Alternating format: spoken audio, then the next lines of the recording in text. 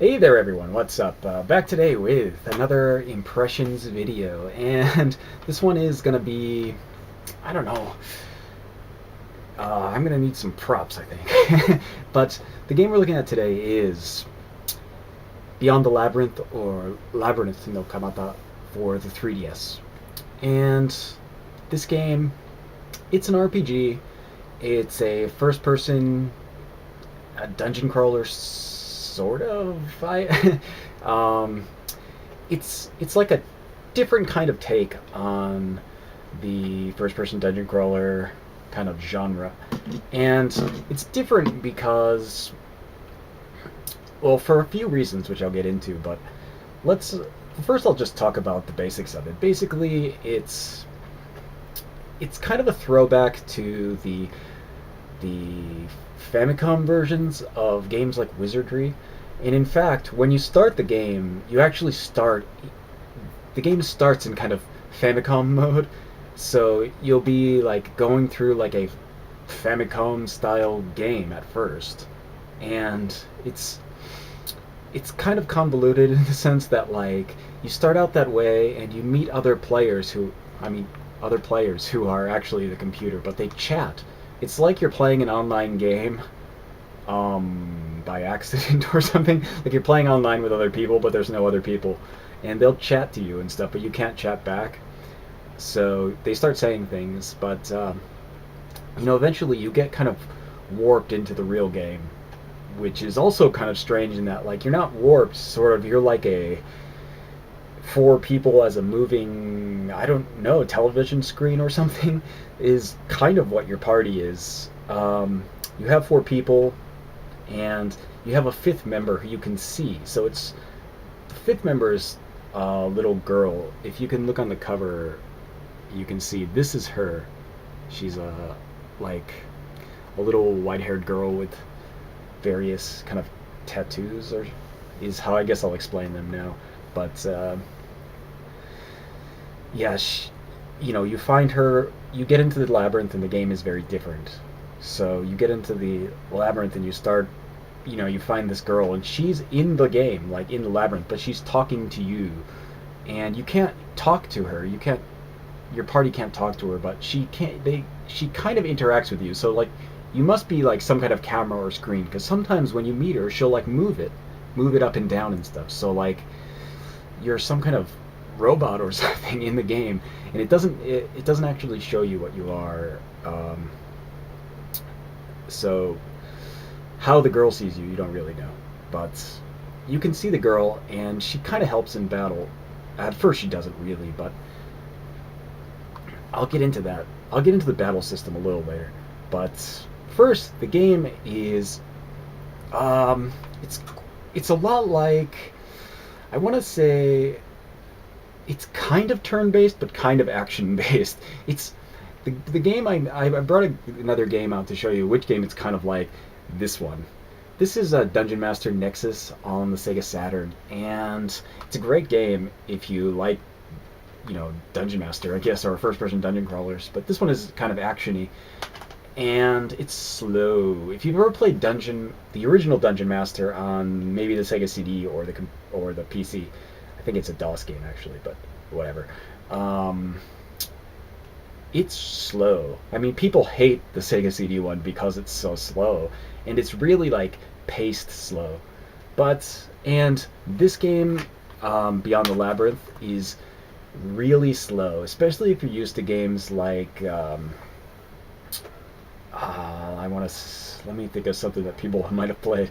Um, like Etrian Odyssey or something. You can, when you move squares in the game, it's fast. It's like instant. You hit up and you're going up. But this game is really slow paced. So when you move, it's like you're creeping along. There's no like kind of fast kind of bing bing bing kind of movement. It's like it's really slow. And when you first start playing it, you think, oh my god, I'm never gonna get used to this slowness. But actually, after about an hour of playing it, you kind of get used to the slow pace of it, and like you eventually you kind of figure, oh well, I understand why it's slow. Once you get to fighting enemies and stuff, you understand why it's so slow. But if you've ever played the first Dungeon Master or Dungeon Master Nexus, it's more like Nexus in that like you can kind of move diagonally along the squares. But if you know the pace of those games, it's very similar. This game is very similar to the Dungeon Master series, except the fighting is kind of turn-based, but kind of not. So if you move around, you'll have a kind of enemy system set up where every at the bottom on the bottom screen there's a list of when enemies attack. It's when you go along, you have your characters and then enemy characters, and they have a certain number in there, and the number is like when they can attack. And depending on the attack you do, it'll add points to that number for your next attack. So you could get put all the way to the back of the list if you do a really strong attack, which might give the enemy multiple attacks on you instead of just back and forth, which adds a lot of strategy to the battle system. But I should explain the battle system more than that.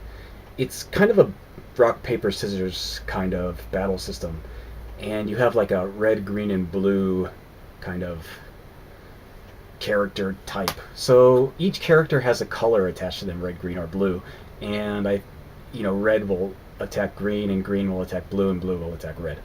So it's kind of a rock, paper, scissors type of thing.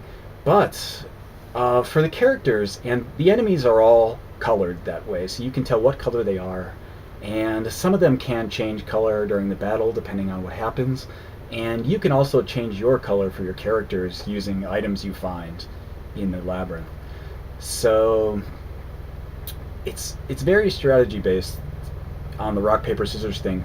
But also another factor is that when you say you're using a red character and you attack a green character, you'll do more damage, but the damage you do goes into an outer pool of damage. So like the number will come up in, say I did 100 points of damage to a green character with a red character. 100 will come up into the kind of top part of the screen, and it'll be green. And the next green character that attacks will get that green energy to them. So they'll be healed that 100 points. So sometimes, if you do a really strong attack with a red character on the green character, it does a lot of damage, but the green character attacks next, he'll get all that health back so that the attack is negated. So it adds a lot of strategy in that you have to like really pay attention to what kinds of attacks you do and when you do them to make the battles like actually end. Otherwise you'll be in a loop where the enemy will keep healing itself every time you hit it, which is not so good. So you also, as I mentioned, there's also the fifth member, the girl who's actually in the labyrinth. And, I've heard people complain about the game that, like, oh, she doesn't do any damage. She doesn't do anything. She just she does do stuff. She throws a rock. In the beginning of the game, she throws a rock. And every time it only does 1 point of damage. So I've actually had her kill stuff with the rock. But, it does 1 point of damage, but if you play the game for about an hour, she starts to get other abilities. So she'll get some kind of magic attack that does like more damage than anything you have, actually. So like in most cases, she'll be doing like way more damage than anybody. But she's really slow, so she doesn't get to attack like every kind of like cycle. She's like outside of the cycle, and she like normally your battle attack number will be like 10 or something. Hers is 50, so it doesn't often attack. So you get, it's not overly cheap, but she is really strong when you use her. But that's the basic battle system, and you're basically traveling through the labyrinth, and there's lots of things like secret walls and kind of story that's going on. The story is pretty interesting, actually. You get the girl. The girl is trying to get to the top of the tower. So you're in in the labyrinth, but you're trying to climb a tower to get to the top with the girl who has fallen from the top somehow. So yeah, I don't want to like ruin the story, but there is like kind of a few twists in it that are interesting, and but you're just going through the tower, and you kind of find like inscriptions on walls and like obelisk type things that tell the story of It's like it tells the story that you're going through in like prophecy and legends and stuff, which is pretty interesting. But yeah, another thing is that there's no character classes. You have 4 characters in your party, but everybody is a magic user of red, green, or blue. So you shoot magic, and I don't think you or enemies can miss attacks. I don't think I've ever had a miss. Maybe it's possible, but it might be really hard. But every time you attack, it does a set amount of damage, which is shown at the bottom of the screen, and enemies will give you a set amount of damage. It's just a matter of positioning your attacks correctly in order to heal when you want to steal the pool of energy from the corner, or to attack enemies so that they can't heal and you can win. And of course you want to make sure that you have like the correct setup to fight certain bosses. And it's pretty interesting actually. It looks really nice also. I haven't talked about the graphics for it, but it actually looks pretty good. I didn't really use much of the 3D. I don't really use the 3D on the 3DS all that much. And this game is really slow paced, so it doesn't really require any 3D. But the environments are kind of, castles and kind of forests, but everything is really in this kind of like stone kind of paths, which is, it's fine because you're actually climbing a building that's all made of that, but which is, all right. So, let's see. I'm trying to think of anything else for this. It's not incredibly in depth in the sense that,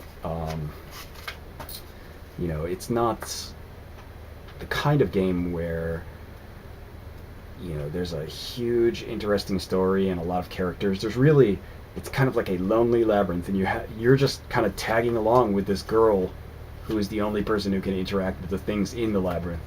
So, you're just kind of trying to figure out, where did she come from, how did you get there, and what is the story. It's pretty interesting in that sense, in that like if you get caught up in the story of it, like what's going on, you want to continue just to figure out what's going on, like where do these magic upgrades come from, where do the skills come from, where do the engravings come from. It's pretty interesting if you think about it, but otherwise it might be a little bit boring actually, because it's really slow paced, and if you don't care about the story, you're probably going to not want to play it more than an hour or two because it's a lot of repeating the same kind of battle over and over.